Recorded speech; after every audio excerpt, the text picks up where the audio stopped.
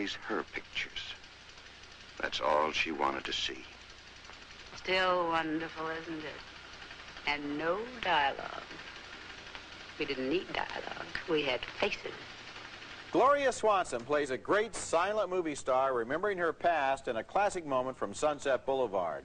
And we're going to be remembering those same enchanted days of silent movies on this special edition of Siskel and Ebert. I'm Roger Ebert of the Chicago Sun-Times.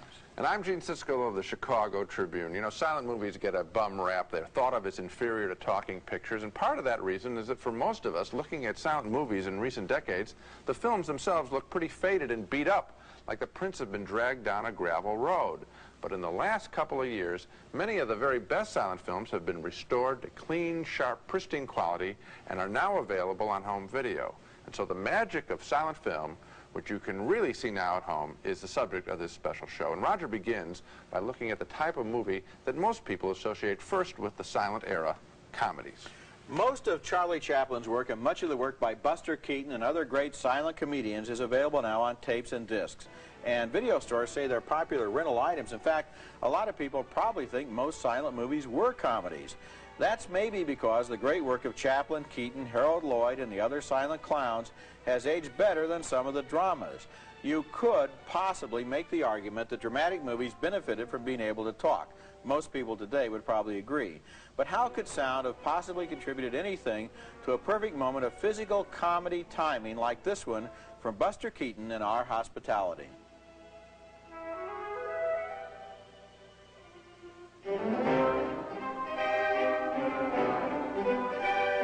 Silent stars did most of their own stunts, often at great danger. Here's a famous moment from Our Hospitality when Buster rescues a girl being swept over a waterfall. In one shot, you can see that the girl is a dummy, but Buster is really hanging there and he's really grabbing her himself. One of the best new releases on home video is The Strong Man, a silent comedy by the baby-faced Harry Langdon. He had a brief career in the 1920s, some shorts and 6 or 7 features before the talkies came around, but he was a master of the slow burn. This is a wonderful scene where a mean man on a bus has insulted him. Langdon takes his time thinking it over.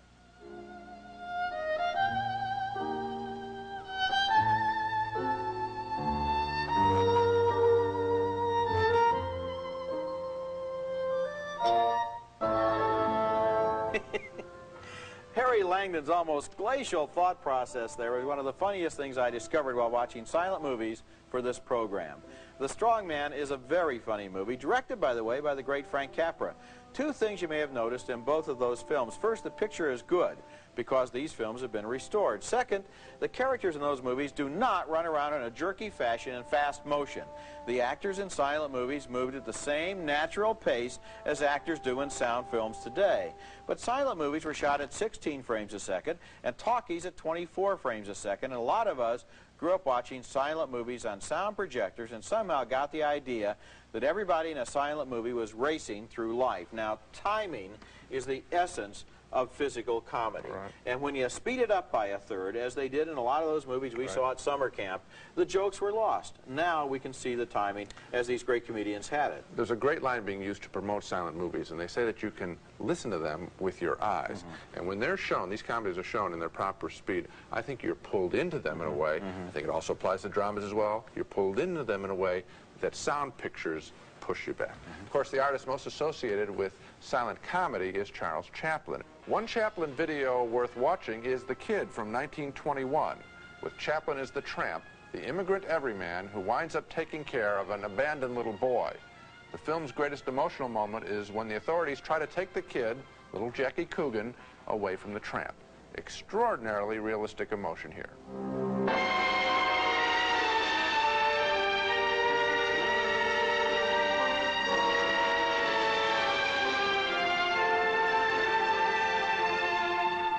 Also on the same video, Chaplin's little-known comedy, The Idle Class, also from 1921. Chaplin was 32 years old at the time and the king of movies. Here's some expert comic timing as he plays both the tramp and a rich drunk who has forgotten to put on his pants while getting dressed to go out.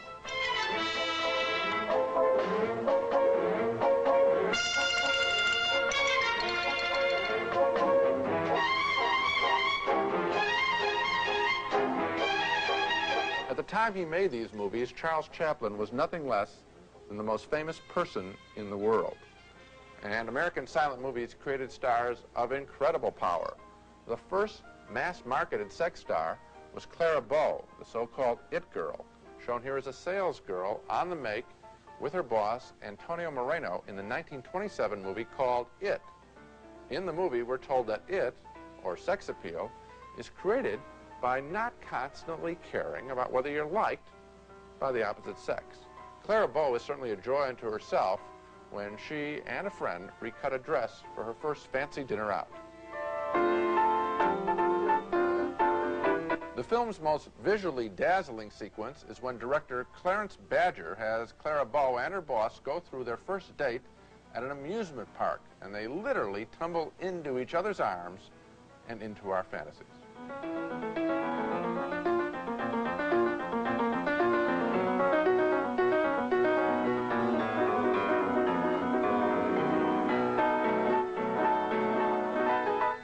I love her skirt flying up there at the end, just a flash of it we see, predating Marilyn Monroe's 7-year-itch floating dress by about 28 years.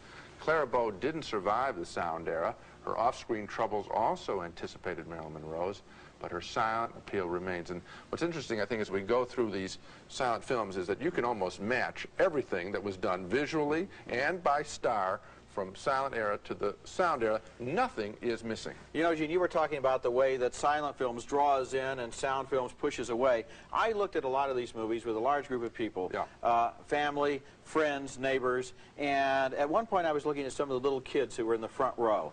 And, you know, kids today are showing movies like Batman and RoboCop, and when they watch them, they kind of squint up their faces, and there's a real high tension level. With these silent films, there was an openness, a peacefulness to their faces. They were looking up at the screen and having the kind of fantasy that sound films don't allow. Not only kids, I think, but sometimes the rest of us, too. We've always talked about the secret of a successful movie is when you're up in the screen as opposed to cowering in your seat or distracted in your seat. And for sexual films like It and other pictures that were more explicit and more openly sexual, I think that reverie quality is critical. You don't need a lot of dialogue to have that fantasy going. Some of the most grandiose epics in movie history were made before the birth of sound. Silent films gloried in spectacular epic adventures, and we're going to look at a couple of them when we come back. And now, snack previews. They were so young, so hungry. Mom, I'm hungry. Where could they turn? Over here! It's my microwave snack cakes and brownies. Hey, special effects! Yes, fresh-baked snack cakes in 4.5 minutes. So delicious, you'll exclaim, Honey, it's fresh baked. I know. all your dreams come true, snack-wise. Nothing says loving like my microwave snack cakes and brownies. The thought of taking bad-tasting medicine makes kids feel sick, but not grape-flavored Dimetap cold medicine. You'll like this. A cough. Or new Dimetap DM for colds with coughs. Dimetap DM is a combination of doctor-recommended Dimetap plus a proven cough suppressant with a pleasing grape taste. Open up. Dimetap, it relieves kids as well as colds, as well as coughs. Every second of an asthma attack can feel like an eternity. That's why there's Primatene Mist. Primatene opens clogged breathing tubes in as fast as 15 seconds. Primatene Mist, the fastest type relief known. The stress headache. Relentless. Tightening. Stretching. When the pain has you at the limit, take Anacin. Anacin. Or aspirin-free Anacin 3. Strong pain relief for today's stress headache.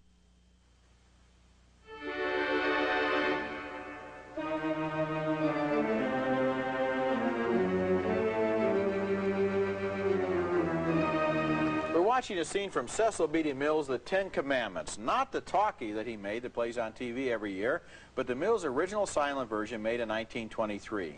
DeMille was not the inventor of the movie epic. I think that honor probably belongs to D.W. Griffith, but he was its greatest practitioner, a swaggering figure who liked to build the biggest sets and hire the biggest stars and rule his productions with an iron fist. Look at the overwhelming production values in this scene.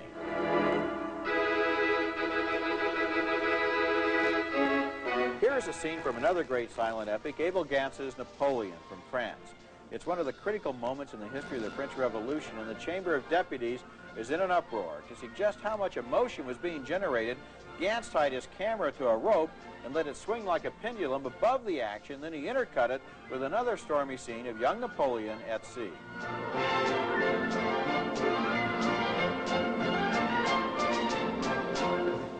And there was spectacular energy there. Some of the sequences in Napoleon used 3 cameras and 3 full-sized images and invented the idea of widescreen. Gans also tinted his film to suggest the colors of the French flag. When the movie was restored and revived 10 years ago and had its first revival screening outdoors at the Telluride Film Festival, old Abel Gans, then in his 90s, was able to see it from his hotel window across the street. A year earlier, he had been living alone in Paris, burning his furniture to keep warm, and that happened with so many of the silent stars. When talkies came in, they were swept away.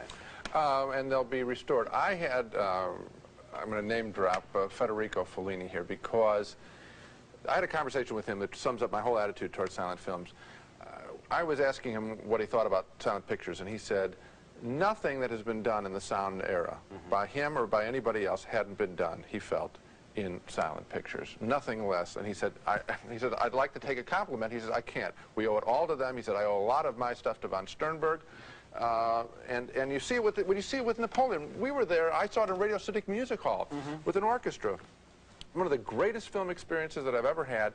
There is nothing lacking in a silent movie. It's like that old argument we had on colorization in black and white, and the colorizers used to say that black and white films were lacking something. Silent pictures aren't lacking anything. They're great in and of themselves. They were inventing an art form. Coming up next, we'll look at some of the great faces of the silent era, as well as some of the great dramas.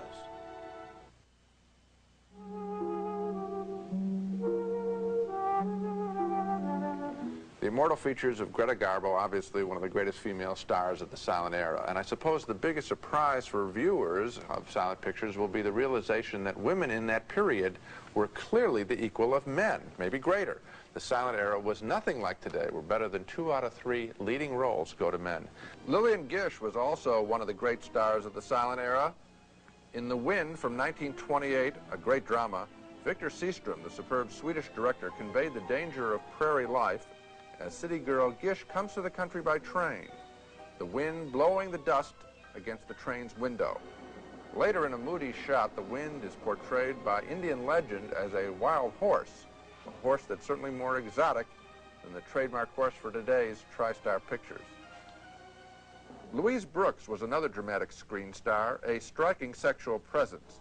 Here in director G.W. Papp's Pandora's Box, filmed in Berlin in 1928, Brooks was a rare case of an American actress going to Europe to make a film. So international was her appeal. Here she plays a sexually aggressive chorus girl who keeps 2 admirers waiting while she beds another backstage. Great male faces of the era include, of course, Rudolph Valentino, the quintessential Latin lover, who was often more appealing than his movies. Here as a bullfighter in Blood and Sand, strangely distracted at dinner by a waiter. Is Valentino the first male star with bisexual appeal? Another great male face, Lon Chaney, known as the man of 1,000 faces. Here possibly his most famous one in 1925's The Phantom of the Opera, as his face is revealed for the first time. This is the best movie version of the often filmed story.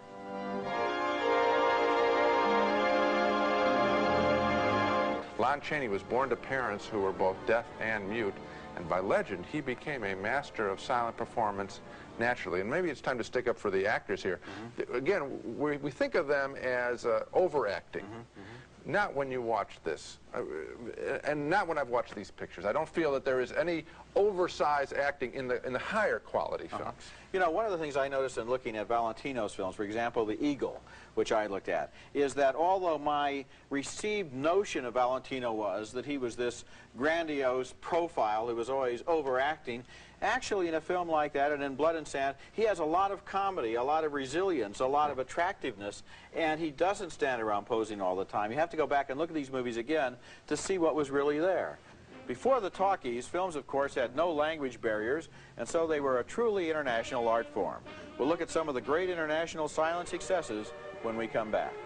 Oh, Garfield, I've got some cat food for you. Cat food?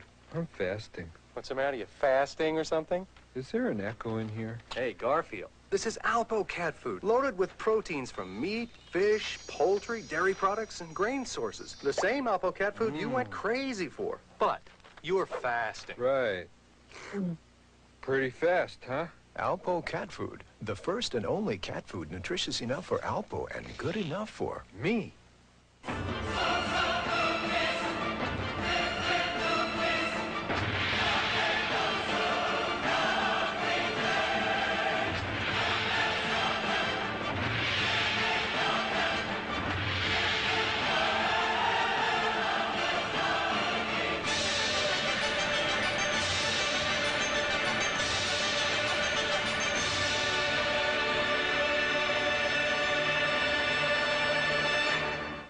Music, dance, sculpture, and painting are truly international art forms because none of them require words to communicate across national boundaries with the audience. And before they started to talk, the movies went everywhere too. In the days before sound, audiences around the world looked at exactly the same films because all you had to do was just translate the title cards into the local language.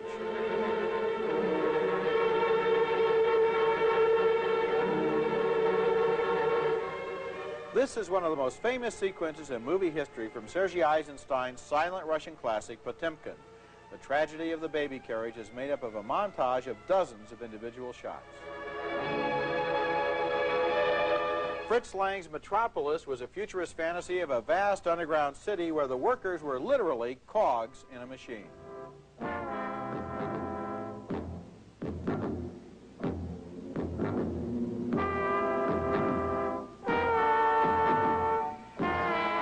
Greta Garbo came out of Sweden and became a Hollywood star in movies like Flesh and the Devil. Her speaking voice later became world famous, but nobody missed it during scenes like this. They had faces then. All of these films and a lot of other silent movies are available on home video, on tapes and discs, and I've spent a lot of time in the last couple of months looking at them. I made one subjective discovery that was kind of interesting. Although a lot of people probably have the impression that silent films move slowly compared to the slam-bang action films of today, the great silent films actually create a higher level of awareness in the viewer. You pay closer attention. Now, they all come with music on the soundtrack, in video anyway, and that underlines your emotional state, I think, more than dialogue does. Dialogue is too literal. You get into a fantasy, a heightened mental state with a good silent film. It's more like a dream. Well, that's where they come up with this phrase, listening with your eyes. And I noticed when I was watching these at home, you know, when you're watching a picture, sound picture, you can look away and you can catch a lot of it from the soundtrack. Yeah. Here, of course, with the good ones, you're totally into that movie in a way that does seem heightened and special by comparison. The other thing I want to mention about international pictures, the same battle that was going on, that goes on now with talking films, still applies. Foreign films, I think, are more moody, less commercial than American movies, and you could see that in the silent era and in the selections you made. Coming up next, Gene and I will each pick one silent movie that you might enjoy renting and that might get you hooked on silent films. Up in the valley of the Jolly Green Giant. Hi, Sprout. Lovely day, isn't it? Not for packing corn. I hope the giant's prepared. Don't worry, Sprout. The Green Giant vacuum packs his special Niblets corn with very little water. That's why his sweet, tender Niblets corn always tastes specially crisp and fresh. Another perfect day for corn, Mrs. Duck. Ho, ho, ho. Green Giant. And now my choice of a film from the silent era that I think you will find irresistible and that will send you back to the video store for more. My selection is the unfortunately heavily edited masterpiece Greed from 1925. Originally conceived as a 9-hour movie, it was cut by director Erich von Stroheim down to 3¼ hours and then cut another hour by the MGM studio chief Irving Thalberg. Greed is about a San Francisco dentist who is attracted to one of his female patients. Notice the taboos in this scene as he kisses her while she is unconscious, wrapped in bandages that look a lot like a nun's habit. Maybe that's why the scene is preceded with this fabulous title card laying blame for his behavior on his father's genes. They do get married. She wins the lottery, $5,000, and the money changes everyone. She has dumped her old boyfriend, her new husband's best friend, who could handle the loss of his woman, but is crazed over the loss of the lottery ticket money, and so he leaves town. And when we see her alone with all of her money, she's ecstatic, rubbing her hands with gold coins. Look at those hands, so sinewy. I don't think they're hers. At the end of the film, her husband wanders in the desert alone with the money, but eventually is tracked down by the old money-crazed friend. Their struggle for gold coins is, of course, pointless. They're both doomed, linked together by handcuffs in the concluding struggle, linked together by greed.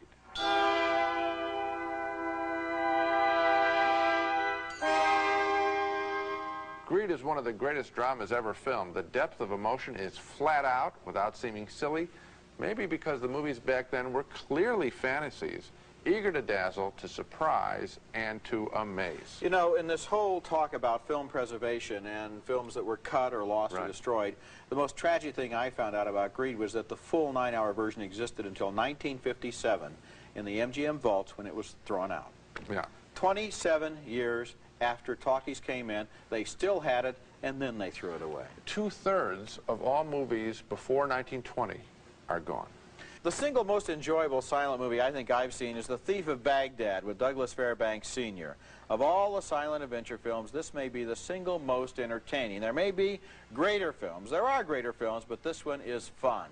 It's a graceful movie with a lot of energy and a sly sense of humor, and the sets were designed by the great William Cameron Menzies, who was the greatest figure in the early days of Hollywood art direction. Look at his work here in this magic carpet scene.